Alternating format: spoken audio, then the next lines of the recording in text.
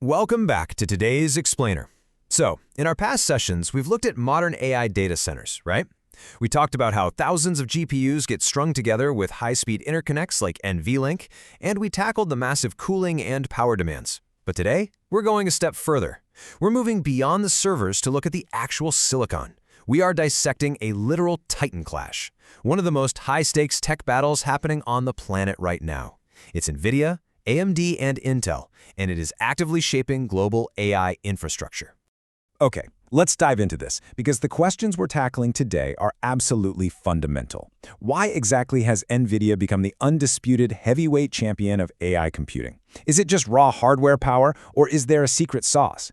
Can AMD actually step up and challenge that dominance? And what about Intel? We usually think of them as the CPU guys, so why are they throwing their hat into the GPU ring right now? By the end of this explainer, you'll know exactly how these three giants are playing the board. To get there, we've got a really clear roadmap. We'll start with the AI hardware battlefield, then meet our three titans and discover why software is the ultimate moat. After that, we'll look at the custom chip rebellion, clear up some beginner mistakes, talk career relevance, and finally ask, who actually controls the future? Let's get into it. Section 1, the AI hardware battlefield, and the massive shift from gaming to global infrastructure.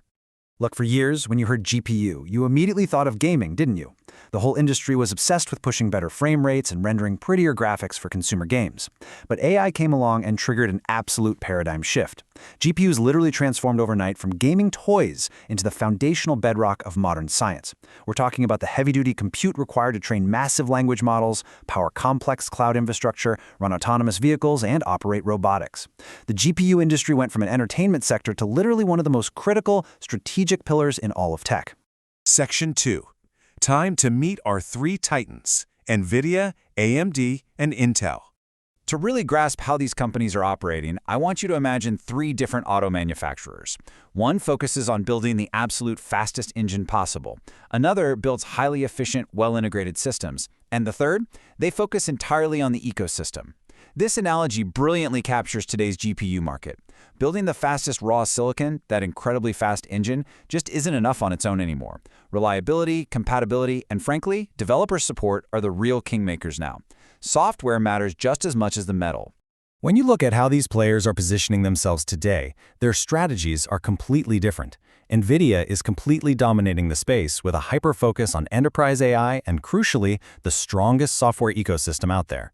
AMD is stepping up as the ultimate challenger, offering insanely strong hardware value and raw compute power while scrambling to grow their AI software side. And then there's Intel. While they've historically been the king of the CPU hill, they saw this massive strategic shift toward AI, and they are aggressively pivoting. They're leveraging their massive existing enterprise footprint to push deep into data center GPUs. Section 3. Software is the real moat, or what I like to call the invisible engine. Here's the real plot twist of the whole story.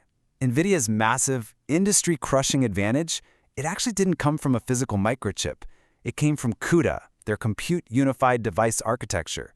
Years ago, NVIDIA made this wild, visionary decision to let developers program GPUs directly for general computing tasks. That single move basically turned standard graphics cards into parallel supercomputers. And the result? It created an absolute behemoth of a developer ecosystem. Today, millions of developers write code specifically for CUDA. Massive AI frameworks like PyTorch, TensorFlow, and JAX are completely optimized right around it.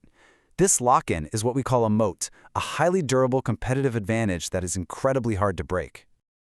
So it really boils down to this crucial point. Hardware performance alone does not determine who wins the market. Honestly, if you took two GPUs with the exact same hardware specs, the one with the better developer support and software ecosystem is going to win every single time.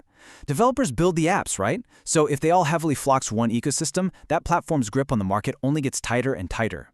Now, don't get me wrong, NVIDIA's hardware certainly didn't stay stagnant. Far from it. It evolved perfectly in lockstep with their software ambitions. Modern NVIDIA chips pack these specialized processing units called tensor cores. Instead of rendering polygons for video games, tensor cores are hyper-optimized to dramatically accelerate AI workloads. Stuff like matrix multiplication, deep learning, and transformer models. So they built this fully integrated stack, from the CUDA software down to the tensor cores, out to the NVLink networking, all the way to their massive DGX AI servers. The whole shebang. Section 4. The counteroffensive AMD, Intel and the custom chip rebellion. But hey, monopolies never go unchecked for long.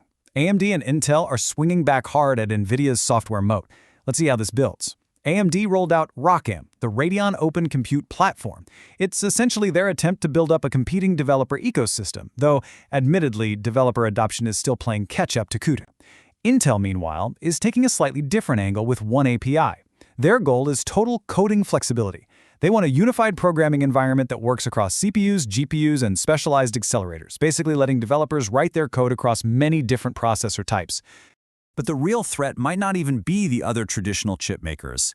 We are right in the middle of a full-blown custom chip rebellion. Think about the massive cloud providers: Amazon Web Services, Microsoft Azure, and Google Cloud. They are some of the biggest buyers of GPUs on the planet. For them, relying entirely on one external supplier is a huge, terrifying supply risk. So what do? They design their own custom hardware. We're seeing Google's TPU, Amazon's Trainium, and Microsoft's Maya AI accelerator. These massive buyers are literally influencing the market by building their own escape routes to avoid getting trapped by a supplier monopoly. Section 5. Beginner mistakes and career relevance. Let's talk about what you actually need to know. Why does all this corporate maneuvering matter to you right now?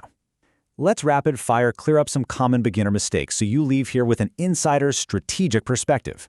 Mistake number 1 is thinking hardware alone dictates success. Nope. As we saw, the software ecosystem is enormous. Mistake 2 is ignoring how critical developer adoption really is.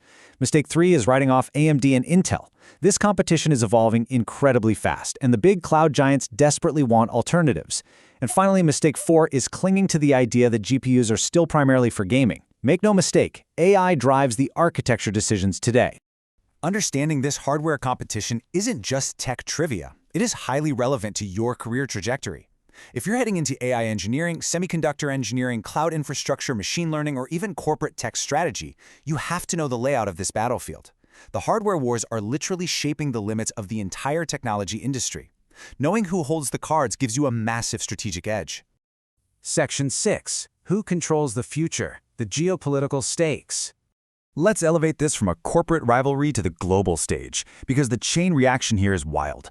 First, global AI demand spikes. That naturally causes GPU demand to absolutely explode.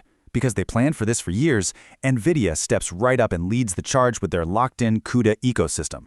But that dominance forces competitors to expand, and cloud giants emerge with custom AI chips to break the bottleneck. The final step, a global semiconductor arms race that is accelerating at breakneck speed. And believe me, it's not just tech CEOs watching this unfold. Governments all over the world are monitoring this space heavily. Why? Because artificial intelligence directly influences national security, massive economic growth, high-level scientific research, military systems, and overall semiconductor independence. GPU technology isn't just about faster computers anymore, it is geopolitically strategic. Infrastructure competition has intensified to the point where nations clearly recognize that computing power literally dictates global power. So, I'm going to leave you with a final, provocative question to think about. Who controls the compute infrastructure of the future? Because whoever holds the keys to the compute controls much of the future technology ecosystem itself.